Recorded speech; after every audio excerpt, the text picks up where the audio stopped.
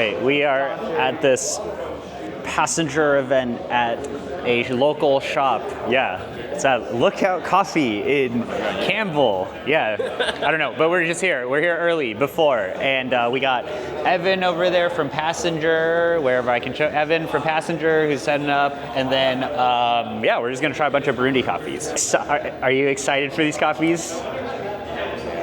It's 12 Burundis.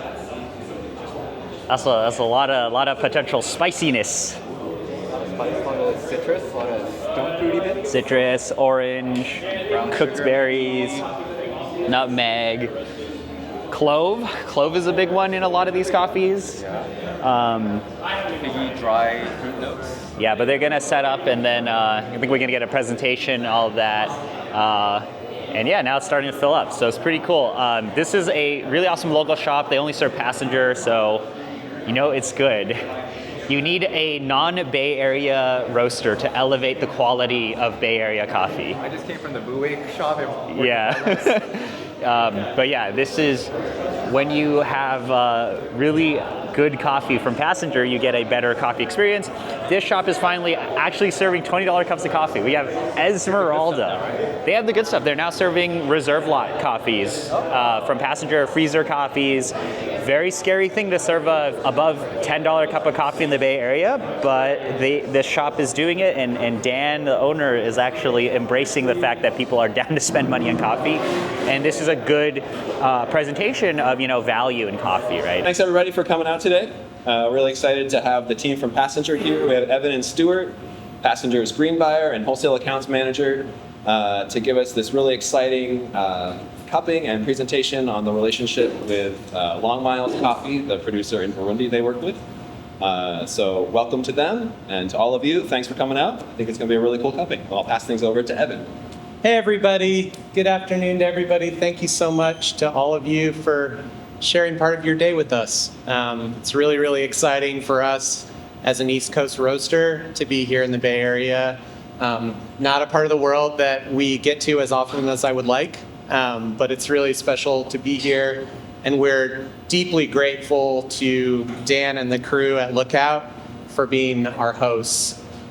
This kind of educational cupping tour that we've been enjoying throughout the country over the last few months has largely focused on a lot of Passengers' long-term core partners, and Lookout is absolutely one of those partners that we're incredibly proud to be working with. So thank you so much, Lookout, for being a part of this and for the many ways that you've set us up for success for these events today and tomorrow. As Dan said, my name is Evan, and my role at Passenger is the green coffee buyer.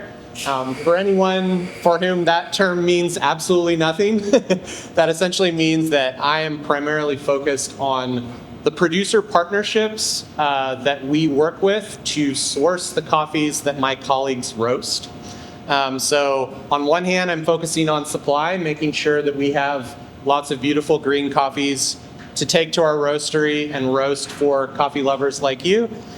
But then additionally, and I think for me more importantly, my role is really focused on partnership. So partnership's a word we use a lot at Passenger. I think it's also a word that's maybe used and overused a lot in our industry.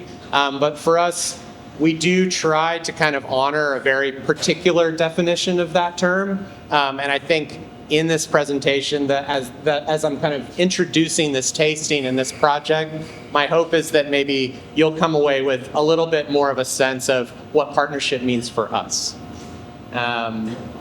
This project in particular is focused on one of our partnerships. It's called Many Hands, Beautiful Hills, and it's the culmination of about three plus years of kind of collaboration with our producer partners on the ground in Burundi. So it feels like an incredibly celebratory moment to be at the stage now where we're not trying to figure out if it's possible to make this, but we're just at the point where we can share this with people around the country. So thanks for being here, and thanks for being a part of it. And at any point, as I'm sharing things, and I apologize, I know it's not too easy to see things super clearly, but also appreciation for those that really made it possible to share these slides, even with lots of beautiful natural light. But if at any point I'm sharing something that you would like a little clarification on, please don't hesitate to just jump in or raise your hand or whatever. I'm very happy for this to be a very casual, informal dialogue. So the goal for the presentation part of our time together, I want to provide you a little more of a context about our company, Passenger. We'll talk a little bit about our specific sourcing philosophy, and as an expression of that, thanks, Dan, the foundational partnerships and the HAZA partnership, of which this particular project is an expression. I'll share a little more in terms of fun facts about these coffees that we're going to be tasting together. We'll talk a little bit about the tour so far, because the California leg is kind of towards the end of the tour. I'll recognize a few of the people that were really centrally important to the production of this collection. And then at that point, my colleague Stuart's going to be working hard during the presentation to prepare the tasting for us. And at that point, we can kind of transition over to the counter and hopefully enjoy tasting these coffees together. So that's the plan. So a little bit about Passenger. Passenger started in business in the spring of 2014. So we're actually celebrating our 10th anniversary this spring. Very, very fun. Passenger is a specialty roasting company, and we're also a purveyor of fine teas. Our current operations include a roastery and 2 retail cafes in our beautiful hometown of Lancaster, Pennsylvania. Has anyone ever been to Lancaster? Hey, I love it. 2, got 2, all right. Anyone from Lancaster? No, okay, that would have been crazy. So Passenger is part of the Commons Company of Lancaster, which is a family of food, beverage, and hospitality ventures that was founded by Kyle Sollenberger and Crystal Weed. Passenger exists to seek out and thoughtfully present extraordinary coffees and teas that we strive to source from long-term, farmer-focused partnerships. And I think it would be true that right from the beginning in 2014, a particular approach to quality has definitely been a consistent focus for us since day one. But I would say that our coffee sourcing philosophy has definitely seen some evolution over the years as we continue to explore the question of how best to build transparent, mutually beneficial partnerships with the producers that we're fortunate to buy coffee from. Quality's always been a constant, but trying to go about the sourcing of those quality coffees in a particular way, there's been some growth and evolution. And part of the sort of the catalyst for that evolution was inspired by a question that our team would often get from coffee farmers in the early days. And that question was, what will it take for you to buy more of my coffee? And at that time, Passenger was already prioritizing repeat purchases from many of the same farmers every year. And we were paying highly competitive prices for the coffees that we contracted. However, in many, many cases, the coffee selected for Passenger's menu represented only a very small percentage of each farmer's total annual harvest. Our sourcing program was focused on buying the best lots we could get our hands on, and then leaving it to the farmer, the exporter, or the importer to find other buyers for the remaining large percentage of lower scoring but still excellent specialty grade coffees from that farmer's harvest.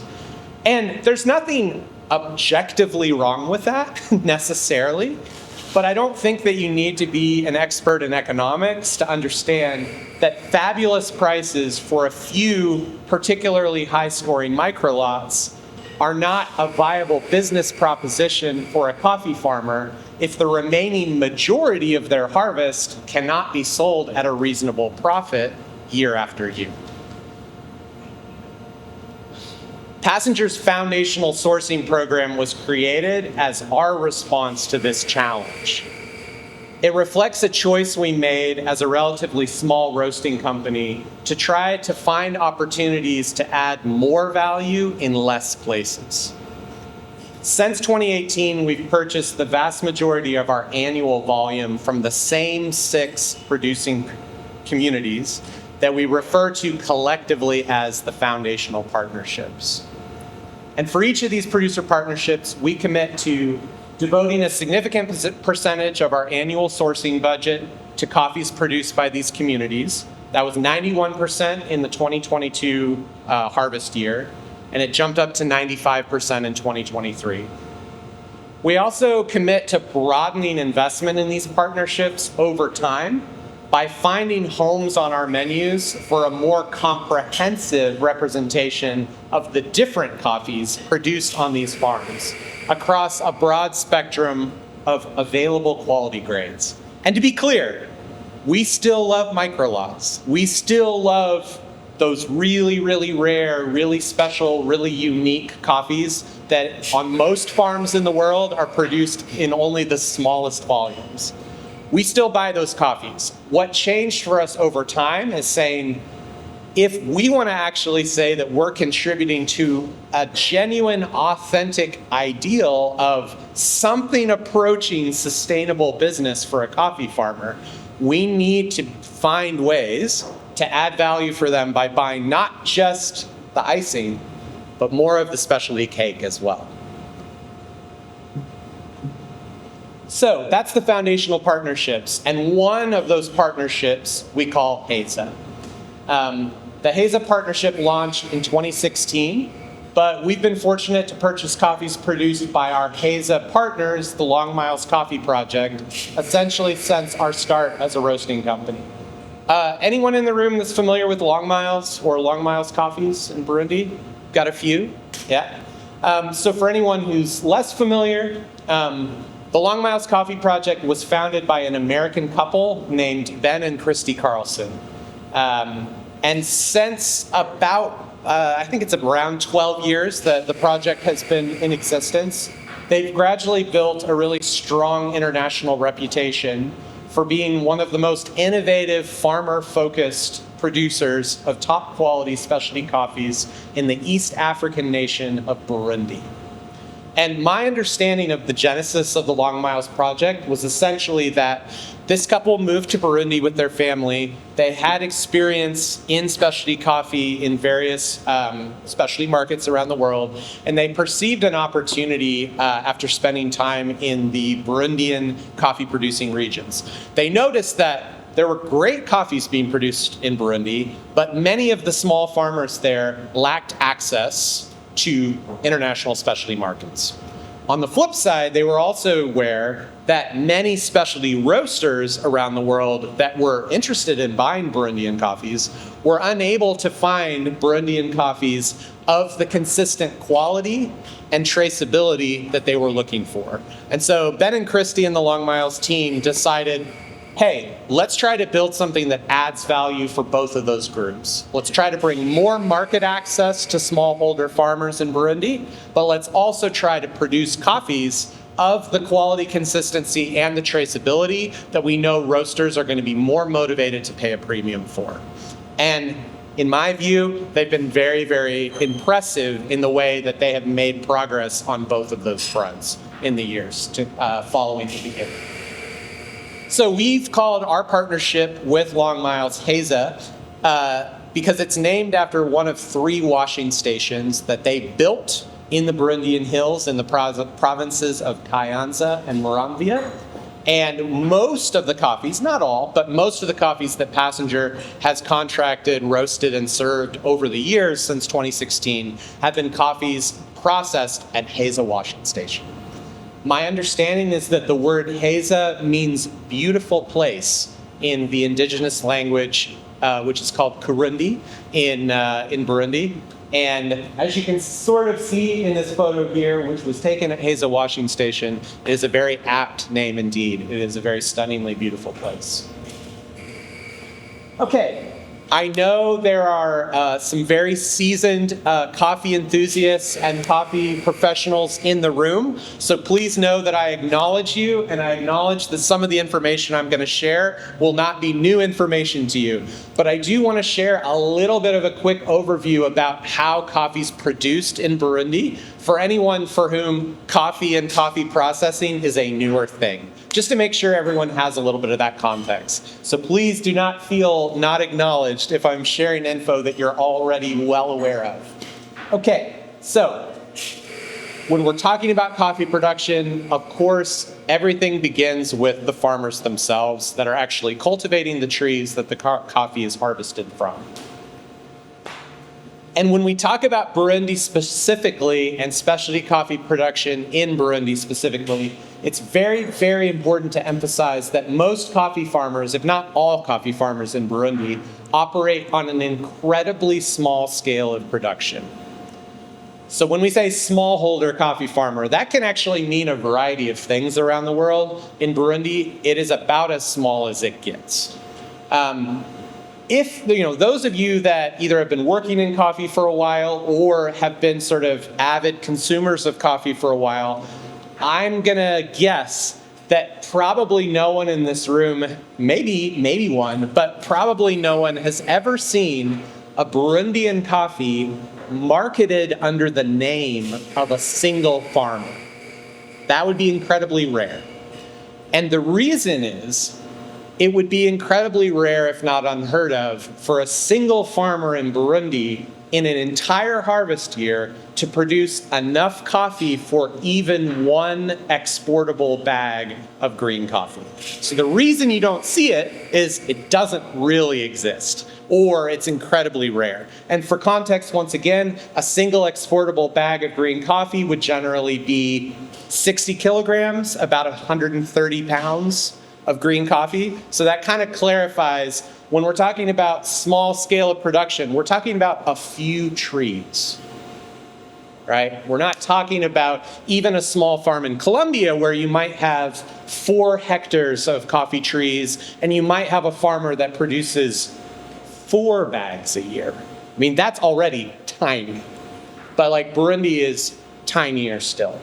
So with that being the case, I think we can all understand why the model of production in Burundi focuses on community washing stations that are often not owned by individual farmers, sometimes a cooperative or sometimes a private owner that builds the station in the hills. In the hills, there are thousands of very, very small farmers that can then deliver their coffee cherries when they harvest them to the washing station, at which point that is the point of sale. And at that point, the washing station or the owner of the washing station owns that coffee, processes it, mills it, and exports it. So if we think about wine production, this is more like a winemaker that doesn't grow grapes, right? That buys fruit from a grower and then makes wine and sells it, right? It's more like that.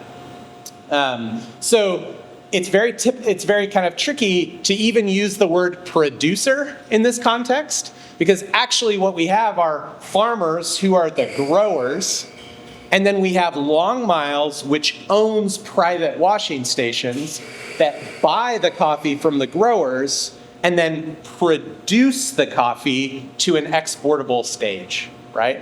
If that makes sense. So, as I said before, 3 Long Miles washing stations. Those washing stations are called Heza, Ninga, and Bouquet.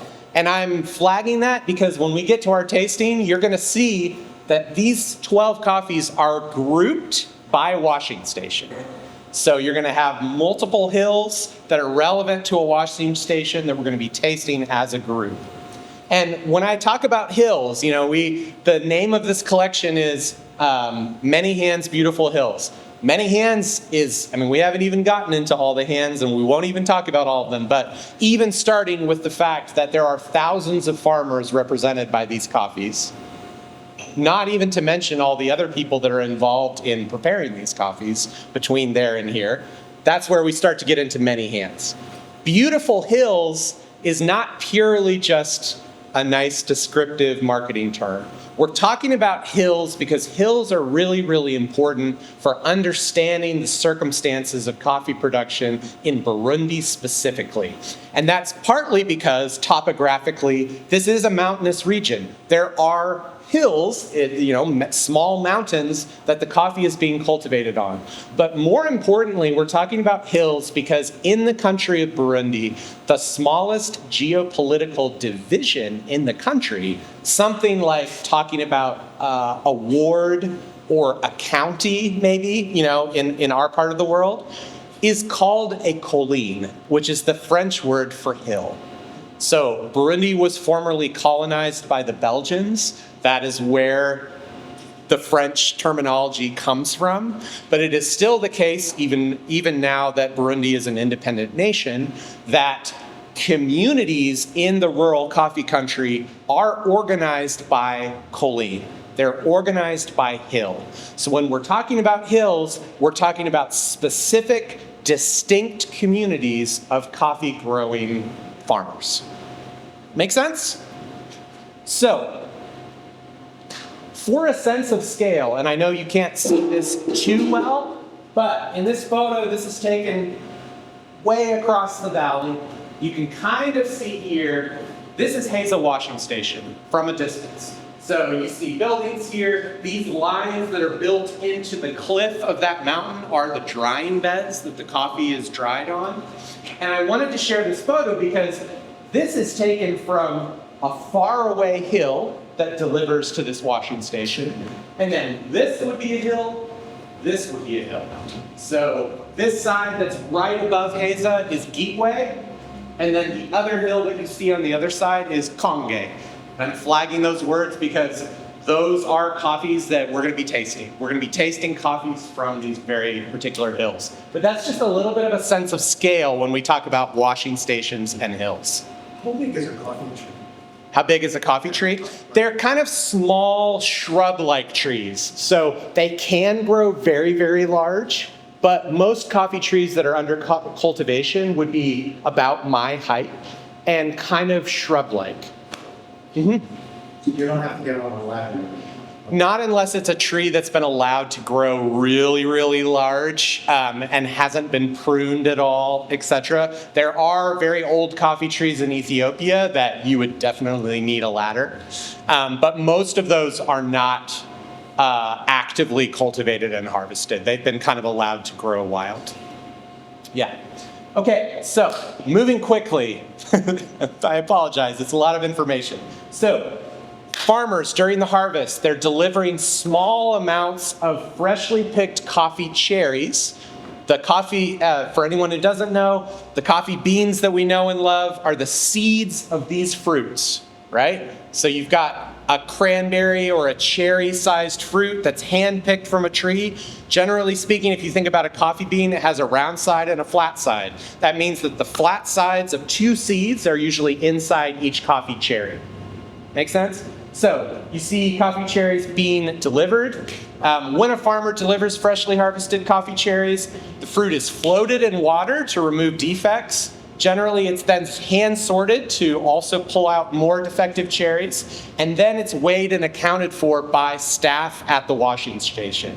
And the reason for that is that's how farmers are eventually going to get paid. So they're going to get paid by weight in kilos of cherry that's been sorted and passes that initial quality check. Each farmer that delivers to Long Miles washing stations has a farmer card that's kept on file on site. That's for transparency and for accurate record keeping, so that at the end of the delivery period, when it's payday, each farmer has a copy of the card and the washing station has a copy of the card to make sure no one's getting cheated and there's no lack of transparency regarding what's been delivered and what they therefore should be paid. And the other thing that's really important to flag is when farmers deliver to these washing stations, they have to not only record their name and the kilos of cherry that they delivered, but also the hill that they live on and the hill where the coffee was cultivated. Why is that important? Because one of the really amazing things that Long Miles does in the interest of traceability is to keep all of these bulk deliveries from many, many, many thousands of individual farmers fully traceable and separated by hill. So that means that even if a particular micro lot represents the deliveries of 500 farmers, they have maintained records of every farmer's name, the amount of coffee that they contributed, and the hill that they represent. All right, so the coffee's been delivered. It's then passed through a pulping machine, which strips the fruit from around the seeds. After pulping is completed, the coffee undergoes what is commonly described as a fermentation stage, which essentially means that those pulped coffee seeds are left in an open air tank for a period of hours. That allows naturally occurring yeasts and bacteria to eat the sugars that kind of remain on the slimy exterior of those seeds after the fruit has been removed. That helps to break it down and assists in washing so that those seeds can be really beautifully cleaned a little bit later in the process. And what you see in this photo, at one of the washing stations, not all three, but at Bouquet Washing Station, they still actually foot the coffee during the fermentation stage. So similar to old school winemaking where people are walking on the grapes in the tank, they actually walk and dance and jump on the actual coffee seeds, which adds agitation during that fermentation stage, further kind of breaking up that mucilage layer on the coffee seeds. Following fermentation, the coffee is thoroughly washed in fresh water. This not only cleans those last remaining traces of the sugary mucilage that is on the coffee seeds, but in these washing channels, it also allows staff to grade the coffee by density, which has an important correlation to quality down the road. Okay, and then following washing, this beautifully cleaned coffee, which at this stage is often referred to as parchment, is spread on raised beds for a final drying stage. Washing station staff periodically turn the coffee to promote even drying and spend hours hand sorting the parchment to remove additional defects and foreign matter. When the coffee has reached its target moisture content, the parchment is bagged up and prepared for final milling and eventual export to the country of destination. So, already, even after all the hand picking and hand delivering, many, many more hands involved. Okay, so we brought ourselves to this specific project. So this kind of started for me back in 2020. I started conversations with the Long Miles team on some of my early trips to Burundi. And when I learned about this amazing standard of traceability to individual hills that they were maintaining, I started conversations with them to see, would it be possible to create a collection of coffees representing all of the individual hills that are currently the source of traceable microlots. And granted, I didn't ask this on day one. We had been working together for a number of years before I felt bold enough and before I felt that hopefully we had developed enough trust that I could at least pitch this idea, because I knew that it would be a pain in the ass for them. It would be like a crazy ambitious project that would create a lot of extra work for a lot of our partners. But I also felt that if they were up for it, it really would provide an incredible way to experience these coffees and the people and places that these coffees represent in a way that I was very curious about. So this collection, the Many Hands Beautiful Hills tasting box, is the ultimate culmination of that project. We got it done, and we'll be tasting those coffees in the minutes to come.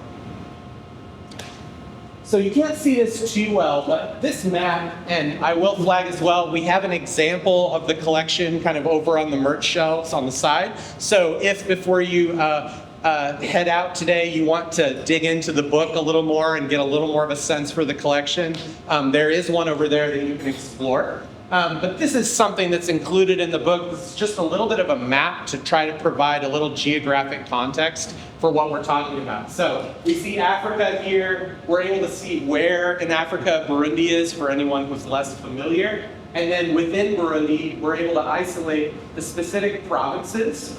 And then in the provinces, we're able to look and see the specific geographic location of all of the hills that we're talking about.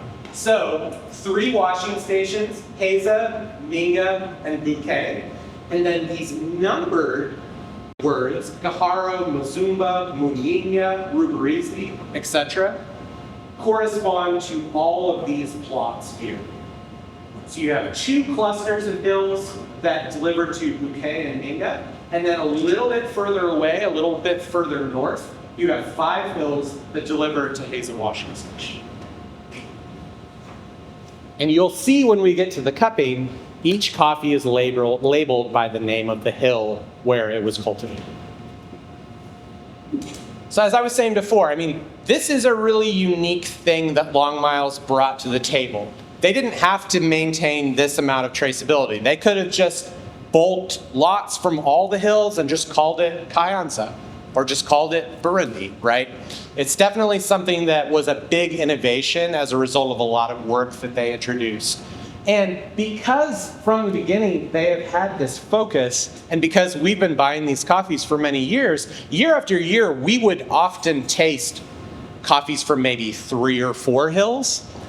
And even though the coffees were processed the same, they represented the same plant genetics, we knew they came from very similar places, we often felt when we were tasting these coffees blind that while they obviously taste largely similar, they're obviously representative of Burundian terroir, broadly speaking, we would often find subtle nuances that were different.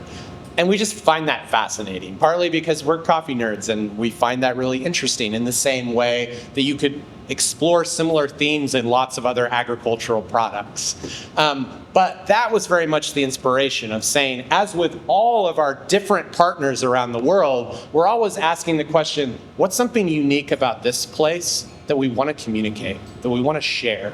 And part of that is, not all of us can travel to Burundi every year, right? It's a hike. And so if we can't, part of what Passenger sees our role in the value chain is trying to serve as a liaison, sharing a little more information about this very special place and these very special people for people that are enjoying coffees that they're producing. There are many, many different definitions of terroir, and in no way am I invested in trying to prove any of them. I personally understand the term to refer to a sense of place expressed by certain wines, ciders, teas, olive oils, cheeses, and yeah, coffees. I'll go ahead and say I think that it's definitely relevant for the appreciation of coffee as well. And for me, thinking about terroir helps us explore and understand how coffee flavors potentially reflect a unique combination of factors at farm level, including, but probably not limited to, plant genetics, elevation, climate, soil, the growing conditions of a particular harvest, particular choices taken by the farmers. And for me, the chance to showcase a collection of coffees representing the same harvest, the same plant genetics, the same approaches with respect to post-harvest processing and roasting, while being sourced with a high degree of traceability to 12 distinct microregions, represents an exciting opportunity to explore Burundian coffee terroir through comparative tasting. So for us, at the end of the day, we're not trying to prove any theory or hypothesis about terroir. At the end of the day, we just want to share these coffees as a representation of this partnership. But we also felt that thinking about this theme, thinking about how these variables potentially impact the flavors we enjoy would also be something that would be a value add for many of us. Okay, getting close, guys. Thanks for your attention. A few additional things to know about these specific coffees. So 11 of these coffees were sourced from the 2021 harvest in Burundi. And the reason it was 11 and not all 12 is when we started this project, there were only 11 hills that were the source of traceable microlabs. And of course, we started the project, and partway through, Long Miles added a 12th. And I'm like, come on, guys, really? But since they did that, and since we thought it would be nice to represent all 12, and 12 is a nice round number, we sourced one additional coffee from the 2022 harvest. And the hill that was added to the family in 2022 is Ruberizi. So when you see that hill in the lineup, that's the only one that represents the later harvest year. And then for any coffee professionals in the room who, when I said that we're going to serve you a bunch of 2021 coffees and got worried, don't worry. The goal here is not to serve you a bunch of aged past crop coffees. And for anyone who isn't sure what that means, that's just flagging the fact that green coffee, as well as roasted coffee, has a shelf life. It's a much longer shelf life, generally speaking. It's often the case that if a coffee's been really well processed, really well dried, that it can be roasted and still exhibit its brightness, its freshness, its sweetness, its flavor complexity 4 months to 6 months to maybe 12 months from the point that it arrives in its country of destination. But it's also true that many coffees, once they've arrived and been sitting in a warehouse for a while, gradually age and gradually show less and less of that acidity, less and less of that sweetness, and start tasting flat, essentially. That happens with every coffee. No coffee is going to remain perfect forever. It is agricultural produce. But the reason that I can proudly exhibit a collection of mostly 2021 harvest coffees is because one of the idiosyncratic things about Passenger is that every single bag of coffee that we buy every year, the moment it arrives in our roasting facility, is transferred to frozen storage. So what we have learned through research over the years is that, in our view, if coffee arrives in excellent condition and is frozen according to the protocols that we've learned and developed, its shelf life is indefinite. So the amazing thing about freezing is it entirely halts the aging process. This 100% is core to everything that we do at Passenger. So as a small roasting company, freezing coffee means that assuming the coffee lands well, and that's an important thing, but assuming the coffee lands well, we can focus on our sourcing program and our menu curation in an entirely unseasonable way. We don't think about it that way. We think archivally, not seasonally.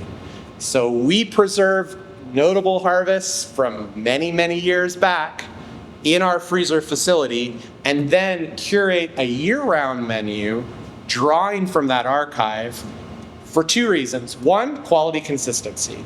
Like, assuming those coffees are great, we don't worry about age with our roasts at all. And our roasting program benefits from a consistent unroasted product that will always roast the same way out of the freezer. More importantly, freezing coffee allows us to lean into those sourcing values that I talked about before. So if I don't have to worry as a green buyer that a coffee is going to age in 4 months, I can go to a producer partner and say, I want to buy 14 months of coffee, not 4 months of coffee.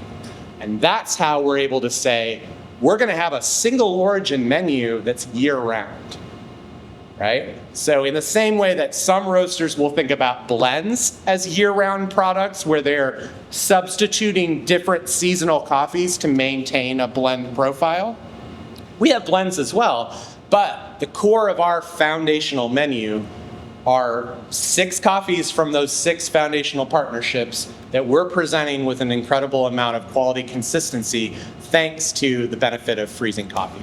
So in addition to highlighting this beautiful region and these beautiful coffees, I hope you'll enjoy tasting coffees from a very different time in addition to a different place. And I hope that you'll find that the coffees taste fresh and beautiful as we feel that they do. All right. Additionally, all 12 of these coffees were processed fully washed. The reason for that is, and to be clear, Long Miles produces very nice honey processed coffees, very nice natural processed coffees. The reason that we went washed is for this collection, we wanted to eliminate variables. So we wanted them to be sort of prepared as consistently as possible so that if we do pick up little nuances here and there, it's more reflective of place, not processing. By the same token, they were roasted very, very consistently. So our roasting team used the same profile for all 12 coffees, and they dropped these coffees at the same end temperature. We might not do it exactly like that if we were releasing them as separate micro lots, but as a collection, we wanted to make the roasting as consistent as well for that comparative tasting. What's our time, Stu? 19. 19? Great. Really quick, just sharing a few more highlights from the collection book that we included. So I just wanted to provide a little more context regarding kind of the life and the journey that these coffees kind of went on. So what you see here is the name of each lot, the harvest year. So here's Ruberies in 2022. You can see the number of day lots that were combined to create these micro lots. You can see the date range that the actual fruit was delivered to the washing stations. You can see also when more or less processing was completed at the washing stations, because this is when drying was completed.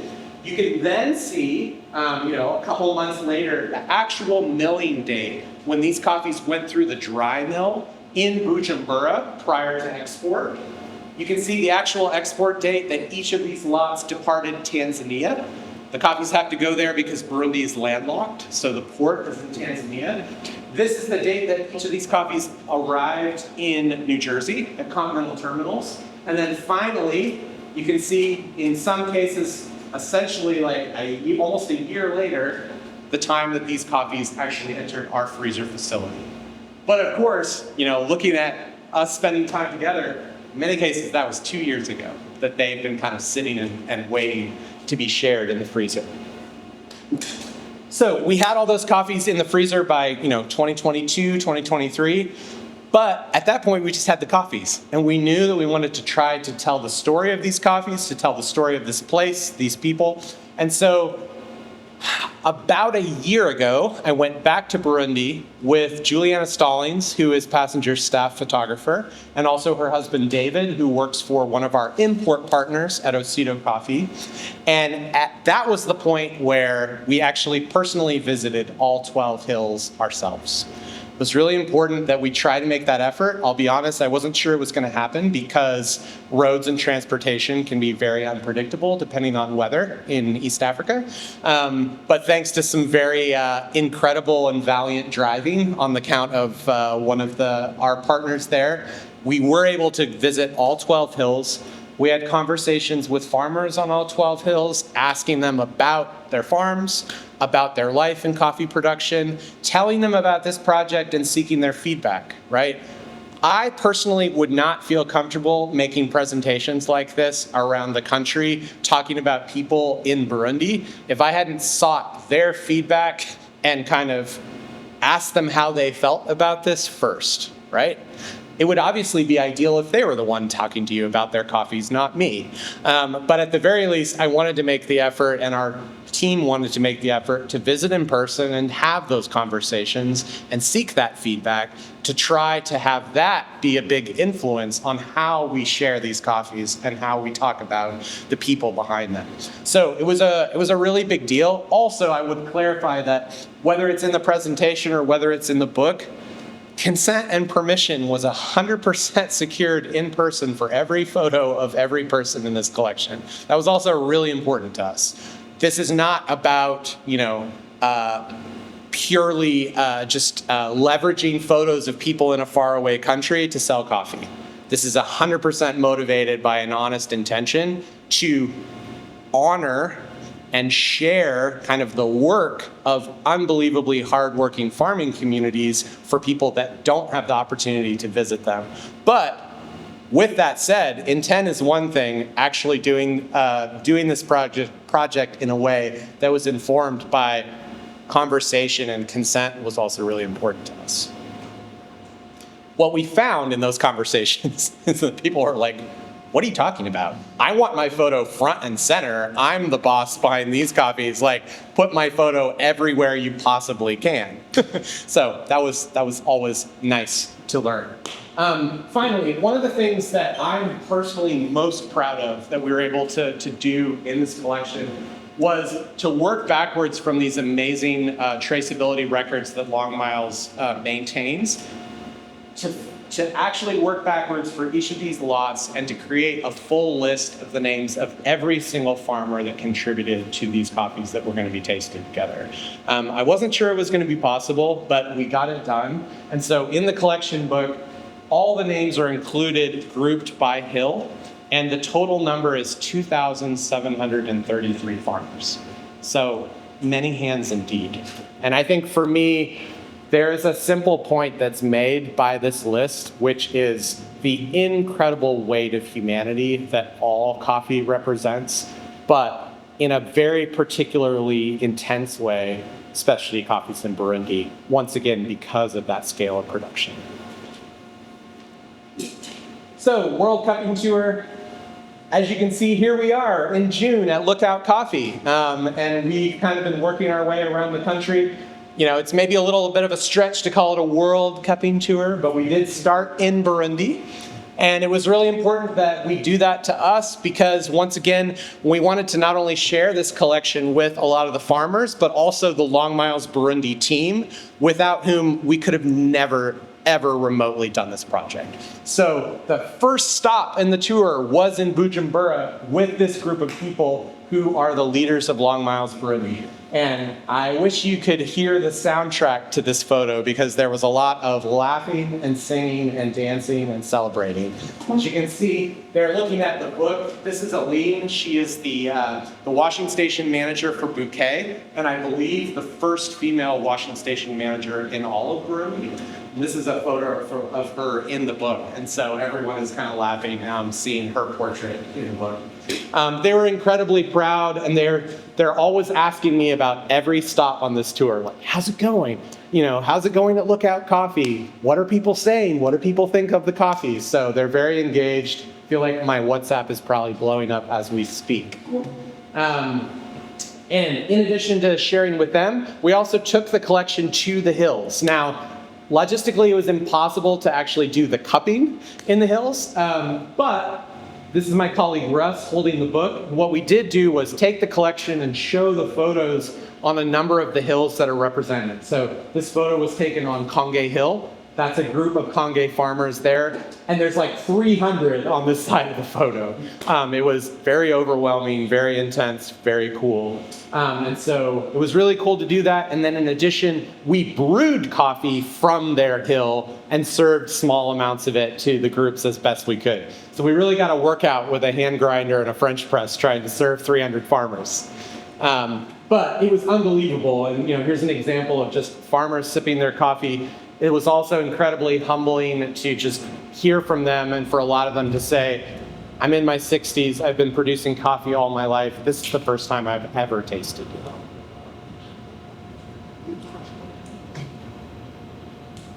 Very, very engaged tasters.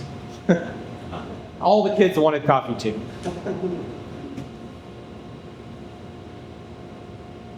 It was also cool to go to some of the farmers that are actually have portraits of them in the books, and they all requested another portrait so that they could kind of show off that they are the star of this particular page and that they were kind of the representative farmer for their hill. Just incredible pride that they were sort of recognized in that way. So we definitely need to start tasting very soon. Special thanks to some of those Long Miles leaders. So Joy on the left is the leader of the Long Miles story team. Hervé is the managing director of Long Miles Burundi. And then Epaphras on the right is the agronomist who works with a lot of the farmers to try to improve yields and production. Additionally, Julianna Stallings, as I said before, is our staff photographer. It's one thing to kind of dream up a nerdy idea for a tasting collection. I think the humanity of this project only really came together thanks to Julianna's beautiful photographs. And so definitely wanted to recognize her work as well. These are our partners in the project. Long Miles, of course, we've talked about. Ocido, our import partners. Infantry was the Lancaster local design firm that we worked with to produce each of the tasting boxes. And you can see not just the coffees that we're going to taste in this collection, but year-round, and then there's Haza on the shelf right here at Lookout Coffee. Haza is our year-round coffee that is always on the menu representing this partnership. So our hope with this tasting collection is maybe a few more people will fall in love with Burundi coffee. And while we won't always have this collection on the menu, we do intend to always have Haza on the menu. So that's where you can find it.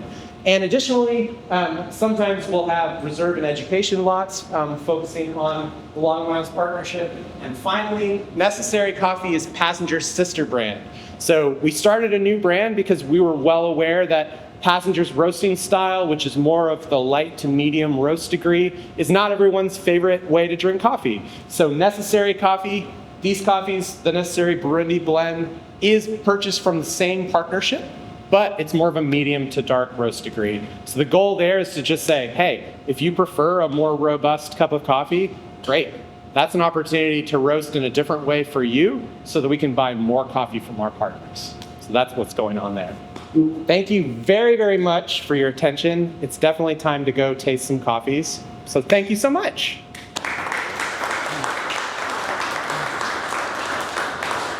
There are a lot of Burundi coffees. I'm pretty sure a lot of these coffees will taste pretty similar. Yeah, they're grouped by region, right? Yeah, region. There. Yeah, or by hill. You know, it's interesting that it's called a hill. That now I learned something today.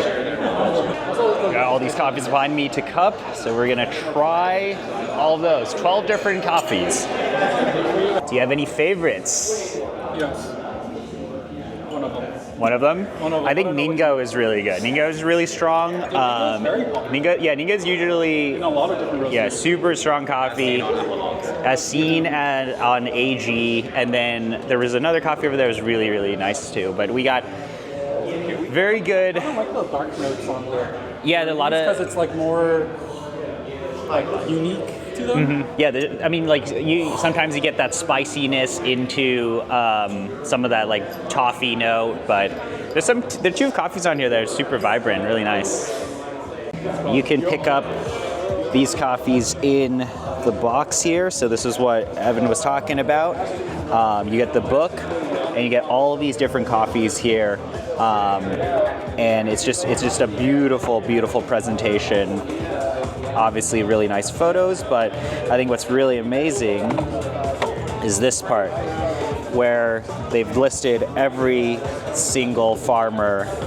I think it was over 2,000 farmers in here.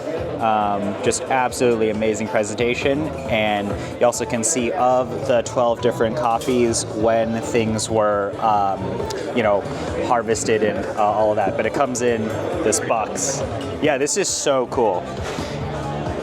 Yeah, all the names. Oh my god. 2,733. It's like a yearbook, but for farmers. Yeah. Photographs, and it's just so nice that you get this with Pictures, oh my god. yeah, with the coffees as well. So you can taste, you can read the story and taste, but you know what we're doing here is the comparative tasting. You get all the different coffees side by side, do a big cupping of it, but you know, you can definitely enjoy things. What's your favorite? I feel like it changes a little bit day to day. I think a lot of times I prefer some of the Hazel Hills. I think they tend to be not necessarily always as saturated in terms of sweetness, but I think they're sometimes a bit more delicate and tea-like. So sometimes I really enjoy Gateway, Kongay, and Kuba. Gateway, I feel like the best Gateway lots over the years have had a little more florality, kind of bright citrus. I can see what like a little bit lighter, brighter, delicate. But as I was saying before, I feel like I'm a fan of those three right now. Yeah. Sure, they're great. And sometimes I would also say like the straight up Gahara Oh, yeah. has this really nice balance to it that I really enjoy. All right, of these coffees, my favorite one right now is Ninga. There's a structure of acidity in this coffee that's just really nice. Same thing with Giku. I don't know, maybe just for me, a lot of these coffees are more interesting. They're like less standard Burundi profiles. Yeah. I always find like the Burundis always end up being a lot more like a little too spicy. Yeah. A little bit more on the like the darker teas that are kind of they just clash with certain coffees. Yeah. But I do like the Giku a lot. They're very reminiscent of like a Costa Rican, like a typical lush Costa Rican. Yeah. It's more interesting. But all these coffees are all pretty clean. Thank you, Evan, for running this and presenting about Burundi. I hope you guys enjoyed that, and check out everything. The box is still for sale right now. Box is still for sale. Okay. Passengercoffee.com. So yeah, we made a total of 250 of them. So they'll be on the menu Okay. until they sell out. And thanks so much for being here. It was really fun. Yeah, but I'll link that in the description and all of that. So if you want to pick up any of those 12 coffees, are they a lot of them are available individually too, right? So actually, no. Currently, okay. only in the collection. Oh, okay. But I think maybe as time goes on, maybe some of them will also be presented on the reserve lot menu. But in addition to the collection, lots of beautiful coffees produced by Long Miles in Burundi on the way. So look for those on our site. Yeah, but otherwise, check out the description. You can see the box set, and you get it's a beautiful book in there Absolutely. and all that. But thank you guys so much, and thank you, Evan, for everything. Truly All a pleasure. All Take right, it easy. see you guys later.